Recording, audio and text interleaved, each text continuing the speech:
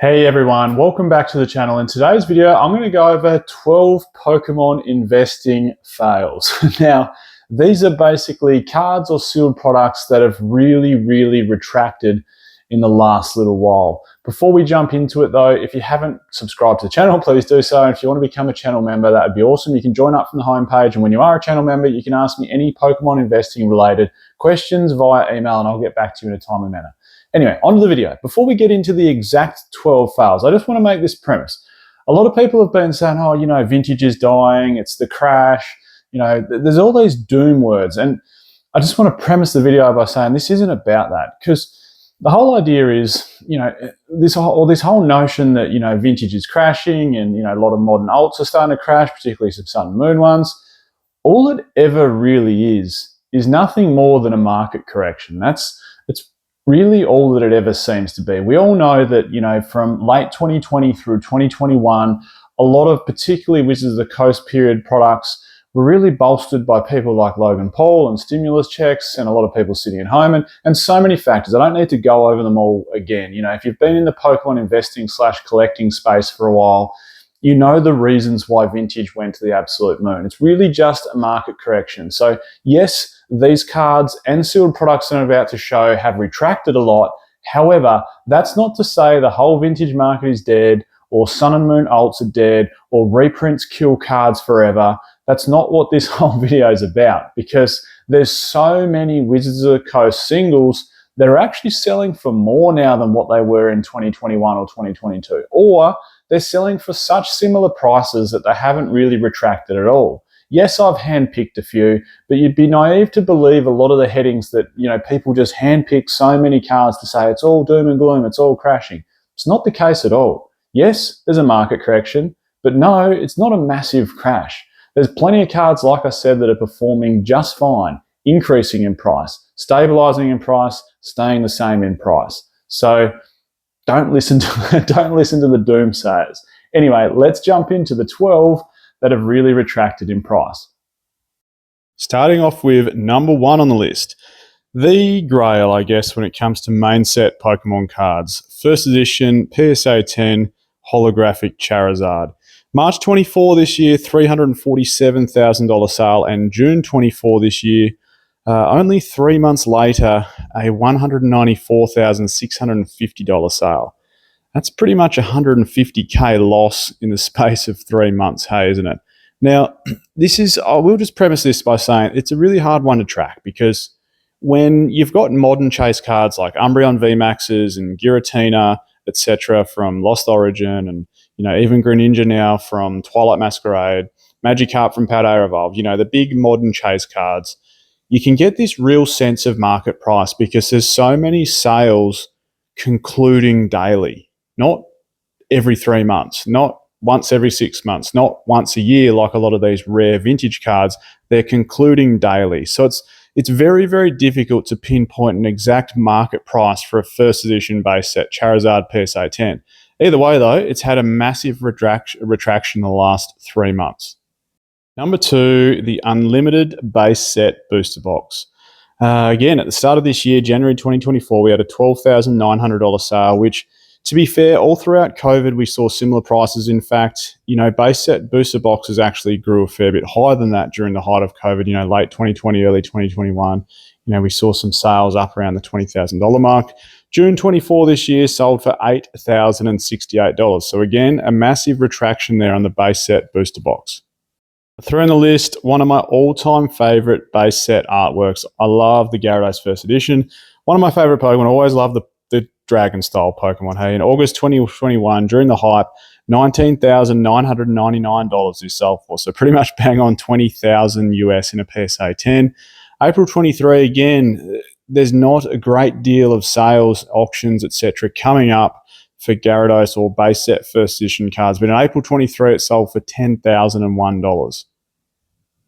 Now, it's not just vintage cards that have seen a little bit of a drop. Of course, one of the biggest impacts to modern chase cards or modern sealed products when it comes to pricing is if we get a reprint. Now, Lost Abyss, which is, makes up part of Japanese's version of Lost Origin, has just seen a reprint. And this beautiful Giratina V alt art Start of June, $712 in a PSA 10, now sitting at, or recent sales at $390. So that's nearly a 40% reduction in pricing. So as I'm going to say, it simply comes down to supply and demand, doesn't it? Like, we're adding more supply to the market when a reprint happens.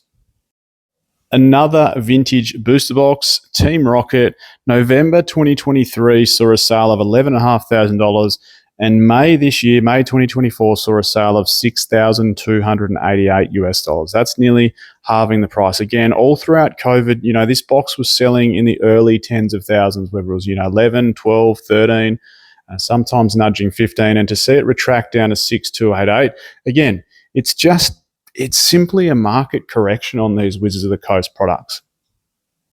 And another heavily impacted card is Neo Discovery, one of the most beautiful sets of Pokemon cards in history. Beautiful Espeon. This card, this Pokemon almost is getting some time in the sun due to that awesome Fusion Strike alt art, but this has taken a massive hit. $6,143 in March 21, down to $2,012 April 2024. Now, this sort of price fluctuation, I just want to make, and even modern chase cards, whether it's Sun and Moon alts or things like that Giratina Lost Abyss, just reminds people how volatile singles can be. Yes, you can make some stellar gains out of them. Like if you've invested in Sword and Shield alt arts in the last 6 months or 12 months ago and you've ridden that train up, that's fantastic. However, you've got to realize that singles can be quite or extremely volatile in a lot of cases, as shown by this Espeon. Like it's now a third of the price it was back in March 2021. And another one of the greatest Pokemon card sets ever made, this beautiful Alakazam from Skyridge. Back in June 2021 in a PSA 10 form sold for $2,025. May 2024 sold for $939. Number 8, the second Skyridge card on the list, the beautiful Crystal Charizard.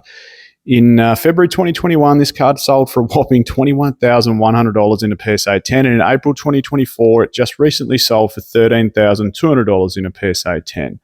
Now, as I was saying at the start of the video, not every PSA 10 Wizards of the Coast card, or Unlimited, or First Edition, or PSA 8, or BGS 9.5 has retracted in price. A lot of them are actually doing really, really well. I've actually just handpicked these 12 as not even Pokemon investing fails, but just, cards that have probably had massive market corrections. Number 9 on the list with 10 to go, the original reverse holos from Legendary Collection, the firework pattern. These cards have just gone down in history, haven't they? Reverse foils, of course, are now in every pack. They're nowhere near as nice as what they used to be. I say, bring back a more prestigious reverse foil pattern.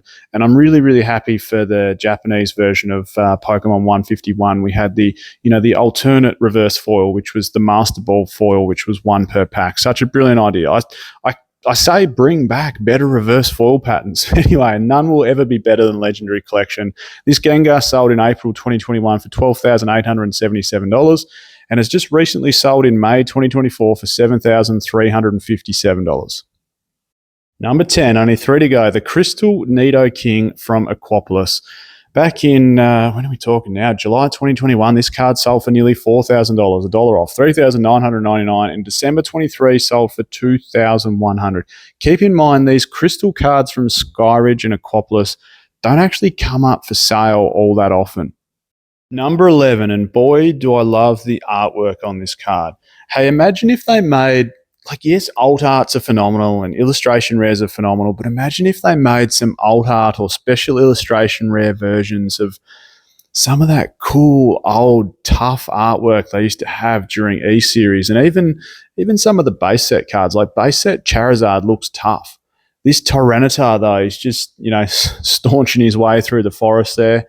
Like, imagine turning that into an alt art version. That would be cool. Anyway, March 22 sold for just $1 under $3,000, and in May 2024 recently sold for $1,752. Number 12, we started with an absolute banger, base set first edition Charizard, and we're ending with another absolute banger. This is Gold Star Rayquaza from EX Deoxys. Sealed booster packs of EX Deoxys go for massive dollars because you've got the opportunity to possibly pull, in my opinion, the greatest Gold Star card of all time. the Rayquaza. In April 21, it sold in a PSA 10 version for $40,400. In January 24, sold for $16,503. So just a reminder to everyone that, yes, I've handpicked these as really volatile examples. And just a reminder, of course, singles can be really, really volatile investments. Like you might have thought, okay, I bought a Gold Star Rayquaza for $40,000 back in April 2021. And, this could be an $80,000 card one day or a $100,000 card. And now, and yes, it's hard to judge because it barely comes up for sale very often. But now, latest sale has really, really dipped. So just a reminder to be careful when investing in singles. But in the whole, we're just seeing a market retraction and correction for a lot of vintage Wizards of the Coast cards. It is absolutely nothing to be alarmed about. Hope you enjoyed the video. I'm Michael. This is PokeOz, and I'll catch everyone next time.